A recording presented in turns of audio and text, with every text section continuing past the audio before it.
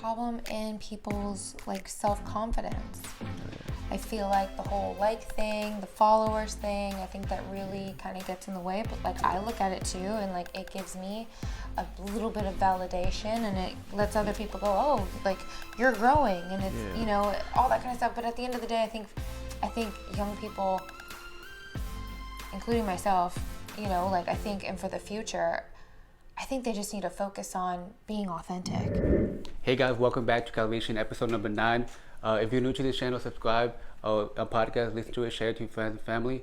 Today we have a special guest, an artist, a songwriter, and that's pretty much it, right? Artist, songwriter, yeah. Sasha. So introduce who you are and what do you do? Hi, my name is Sasha Prendes, and I'm a singer-songwriter.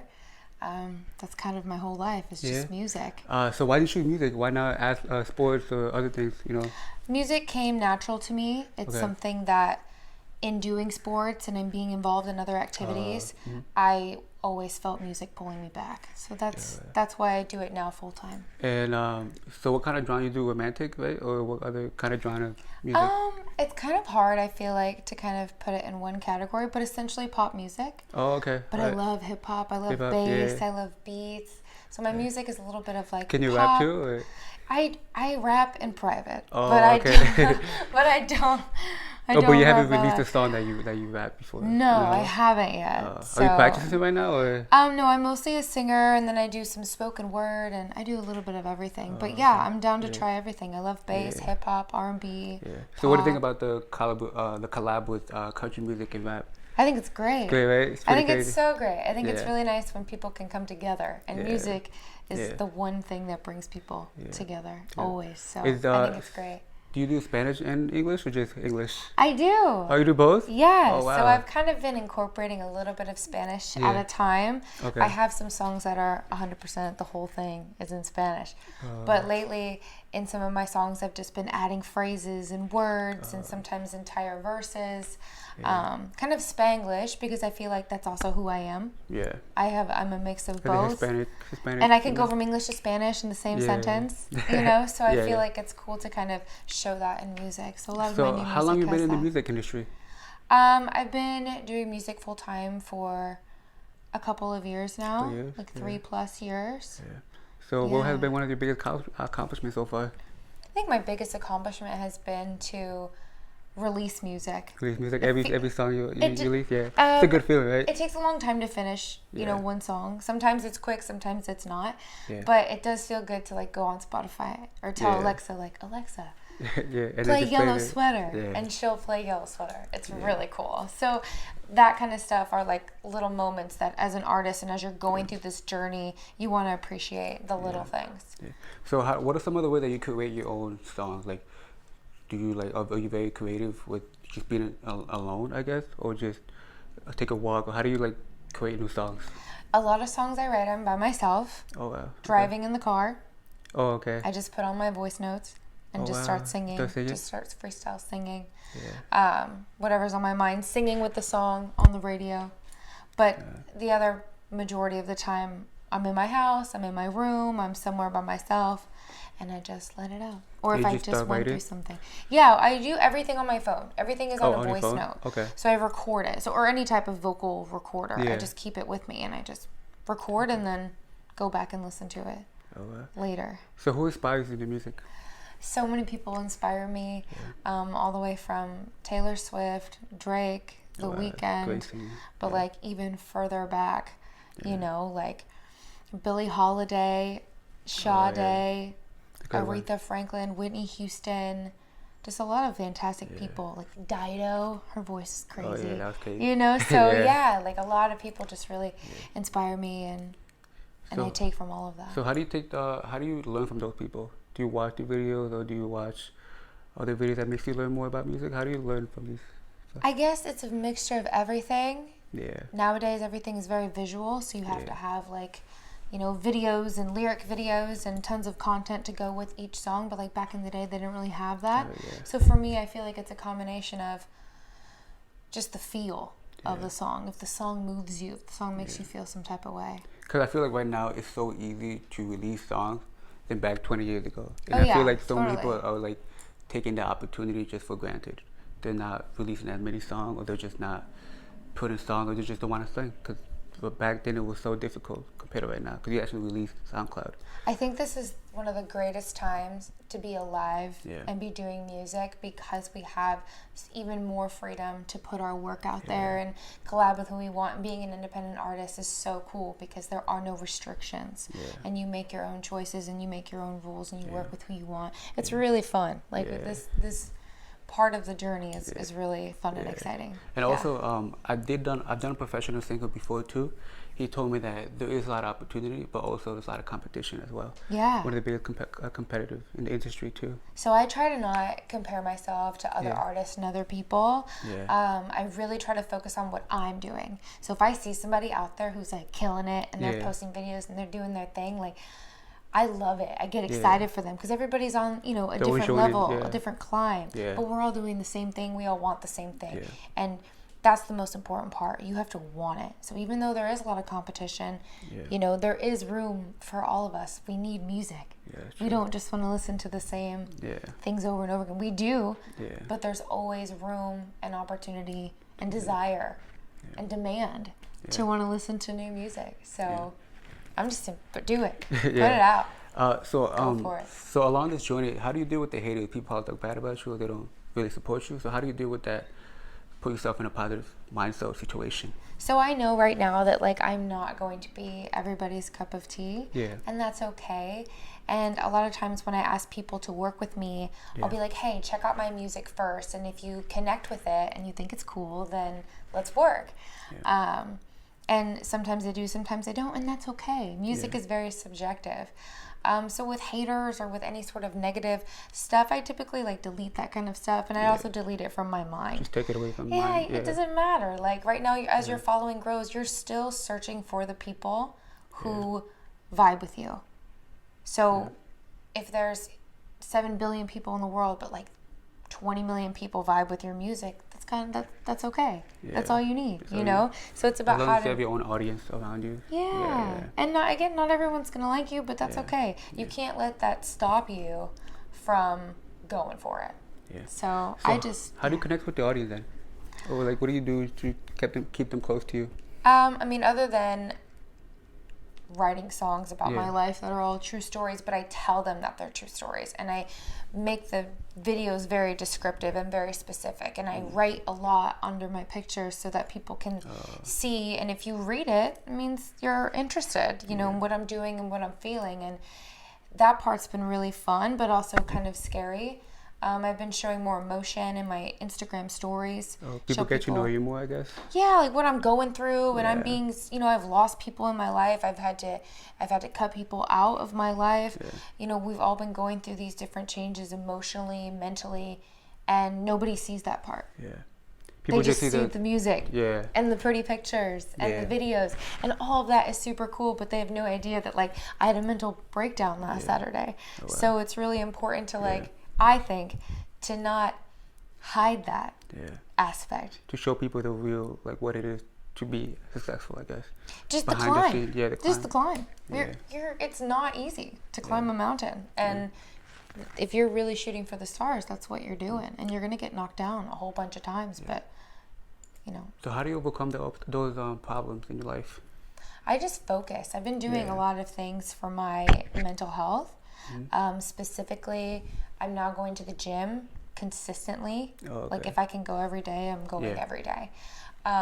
Meditation. Oh yeah, that's a big one. I think I just started that. And I'm glad. It's hard. It takes practice, but just a few minutes a day. It's really cool.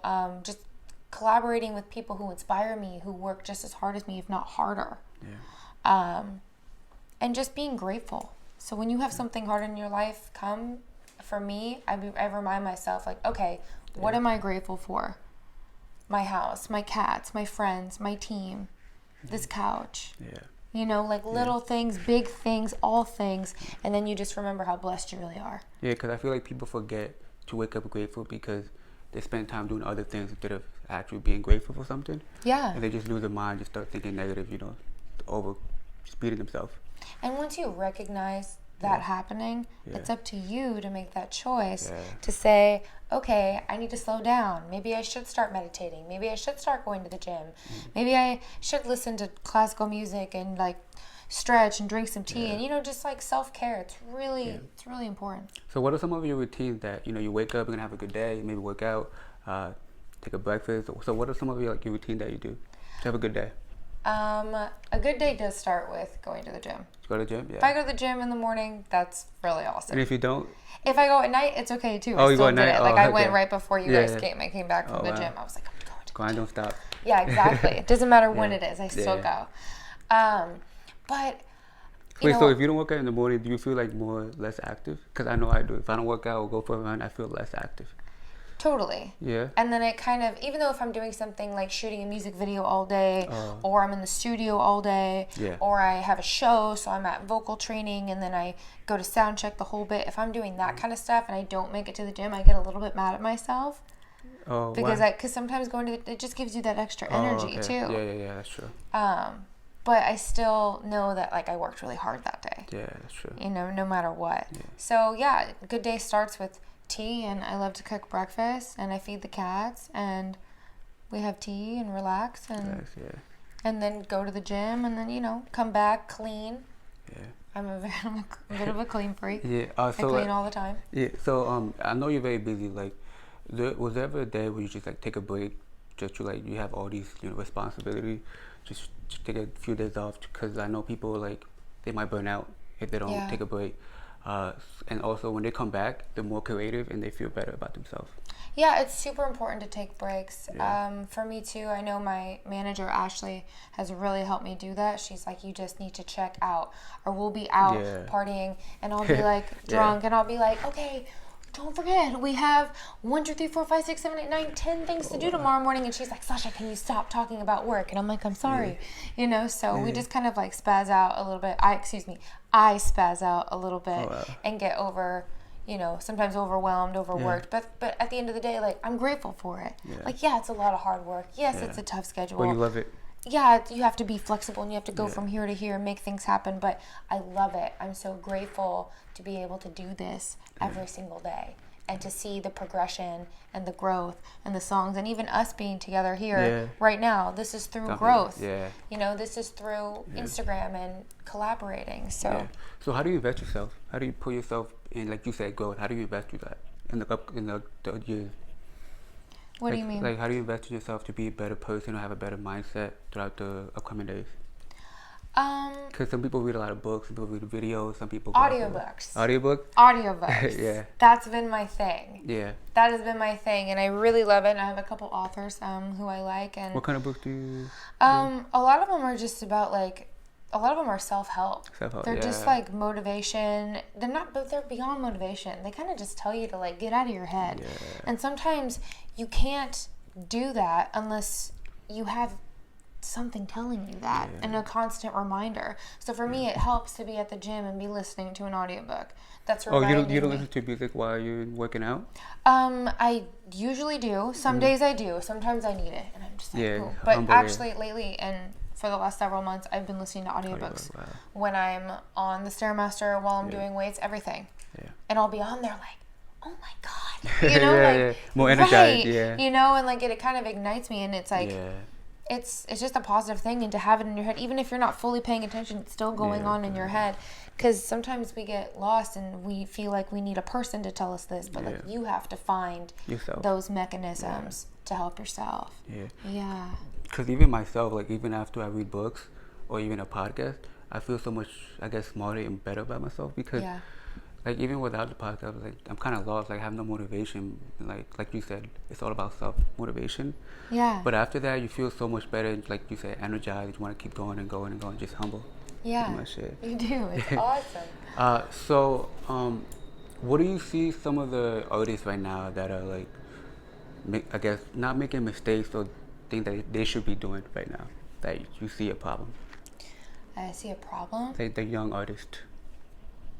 I see a problem in people's like self-confidence.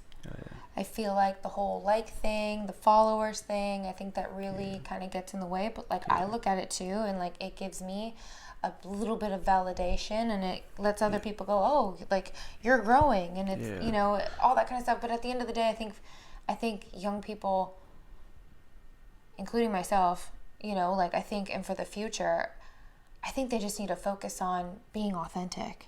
Yeah. And just doing it. Because your kids in your high school might hate on you because they know you. Yeah.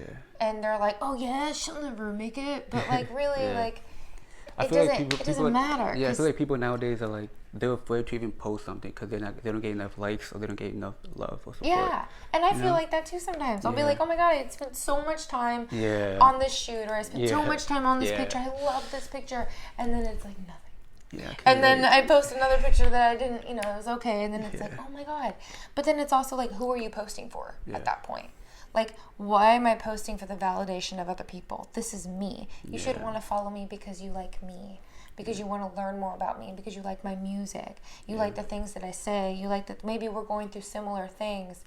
You know, I think that's the reason, at least, why I follow people. And I think that's what more people are leaning towards. You know, stories, authenticity. I like your feed. It's pretty. It matches. It inspires me. Your outfits. You know, there's a reason to follow different people online. So that's how I feel about it. So I guess like people don't have confidence on social media, I guess. And I think in real life, you know, they look for that. They feel like their confidence is based off of the likes that they have or the followers that they have. I think it shouldn't be like that. Instagram are taking likes too.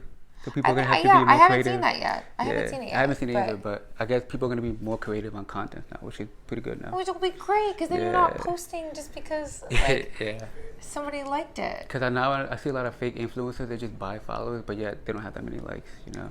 Yeah. I know. I don't like that either. But I just feel like just be you. And like when people say do what you love and the money will come, I feel kind of the same way about Instagram. It's like just post what feels good to you. Post what's authentic and relative to your music or to your podcast or to who you're trying to be, and the follow, and you'll get better at videos and better at pictures and better at public speaking, and you know, the songs will get better and you just grow. I feel like people want it tomorrow. They want it now. They don't. Of course. They don't want it like. Of course. I want it now. Shit. I want it now. But there's beauty in the journey, and there's beauty in the climb, and I think that's something I've really learned, especially over the last several weeks. Oh, wow. I'm really just like appreciating all the steps that I'm taking and all the growth, all the learning. So who do you learn by? Or how do you learn in order to create more music or songs? Well, I've written hundreds of songs. Oh, wow. So it's really about like which one comes to me, or if I write a brand new song and I just feel like I have a new song coming out December 13th. Stay tuned. Stay tuned. Paris comes out December 13th. Wait, but also when you were a kid, were you always like into this, or did you actually write music? Yeah, I wrote as a kid. Oh, wow. Yeah, my mom sent me my first notebook ever. When I was like 8 years old, of like the songs I was writing, and I was writing some sad stuff. I was 8 years old. Wow, I was like, 8 years old. Across the ocean for you. I'm like, who am I talking about? Who am I talking about? So it's cool. It was cool. Been doing it forever. So you've been in it for a long time then? Yeah. So what are some of the obstacles that you struggle with along the journey? Like maybe your vocal wasn't good, maybe not enough self-confidence? Or? I think it's a combination of confidence, a combination of just learning. Like I needed to learn how to sing. I always knew how to sing. I knew how to write. But then to go through and like start working with a coach and start meeting a producer and working with different people, you know, and just start really actually turning this story that I wrote in my room on my floor into a living song. That people can understand, so that the tone matches what the hell I'm talking about. And to find that can sometimes be difficult. And to find people that you trust can be difficult. You know, I say everyone who's doing stuff independently, draw up some paperwork. You know, make sure that you own the rights to all of your stuff and you don't work with anyone, even if it's your homie. Like, write it on a napkin. Just like, hey, you know, and just be very straightforward about everything so that there are no issues down the road. When you went to this journey, were you always like by yourself, or did you have a lot of people along your side? Or? I mean, I feel like I've always been by myself when it comes to doing this. But my best friend Ashley, she's my manager. Oh, okay. And we've been friends for 15 years. So we've been friends since way back. She stuck to your side every time. In Kansas. Yeah. And then now that we're older, we've been able to like really grow together, have our own life experience, and she's great at the business side and I'm the creative side. Yeah. So we work really well together, and she's somebody that I trust. Yeah. So that's kind of working with her and being with her and having her as my right hand. Yeah. This is my left, but as my right hand. Means everything and makes all the difference. And when you go through these struggles, you have someone there who you trust to kind of be that second eye. Second eye. And so she's from Kansas, right? Were you from Kansas too? I grew up in Kansas. Oh, you grew up in Kansas? I was born in New Jersey, but I grew up in Kansas. Oh, wow. So how long you been living in the city for? I've been here for 3 years. Oh, so you're kind of still new over here then? Still kind of new. My parents, came over from Cuba, and they grew up in New Jersey and always in New York, and they lived here for like 32 years. How are you liking it so far here? Oh, I love it here. Yeah, I love it. It's always busy. Too much noise going on, right? I love it. It's not for everyone. Yeah. It's really not. It's not for everyone. But you meet some people with different culture and background too. Which is my favorite part. Yeah. I love that it's just such a melting pot of different people in one place, and the food is great, and the people are nice, and I love it here. I love meeting new people. I don't know about you, but I love meeting new people. Yeah, dude. Yeah. I love people. I love it. So, what are some of the advice you can give to all the young artists right there? Just be you. Yeah. Just be you. Don't worry about what anyone else thinks, what anyone says. If it feels right and you're being honest and you're being true to yourself, just put it out. Put out your music. Put out who you are. Post about it. Get creative with it. Have fun with it. Yeah. Because it's supposed to be fun. Yeah. If you will be yourself, you're not going to be function, I guess. Yeah. I mean, I'm really hard on myself all the time about different things, and especially when it comes to music and work and the content that I put out, but I'm just really learning on like letting it go and just being myself. Give all the time in the world. Just do it. Just go for it. And when do you normally release songs? Every month? Every other month? Or? I'm trying to release them more often. It's with a song release, it's like you need pictures. You have to have videos and different things to go with it. So and it's a lot of work behind it. Yeah, I have a couple videos that are about to come out, so I'm really excited. Those are going to be really cool. Excited, yeah, I'm really excited. So should we stay tuned or be aware of anything that's for you, that's upcoming days, upcoming month? December 13th. December 13th. I drop Paris, and January 13th, I drop my new song, Stay. Stay tuned. So stay tuned, you guys. Are you also dropping an album soon, or? That's going to be the next thing. One of your biggest goals? That'll be something soon. But right now, it's been really fun to kind of do one song at a time. Yeah. A lot of people aren't listening to albums in full, so it's cool to be able to give them a little taste of Sash. Throw it out there. What kind of song is it? Like, is it like a pop or? It is. It's I don't know. It's kind of, how would you describe it? It's like Cubans in Paris. Okay. All right. It's called Paris, but it's like Cubans in Paris vibes. Right. Yeah.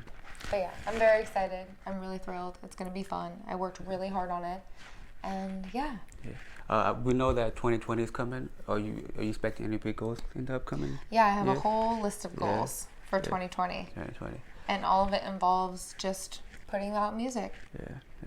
I'm gonna ask you a few questions before we start this done. Yeah, of course. Waffles or pancakes? Waffles. Waffles? You know pancakes? No, I like waffles, and I like putting the syrup inside each each square. Oh, okay. If you had to have one superpower, what would it be? To be invisible. Invisible? Wow. Why is that?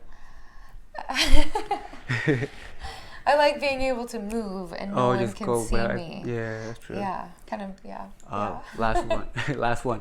If you had to have one meal for the rest of your life, what would it be? Oh my God. It would just be some type of seafood. Just like a paella of seafood. Oh wow, you like seafood? Yeah. And rice. Yeah. Well, Sasha, thank you so much for being here with us. It means a lot. Thank you. Do you want to give them any last few words to the audience? No, Sasha Prendes, thank you for having me. Yeah. I appreciate you. Yeah, thank you. Awesome. Thank you. Stay tuned, guys.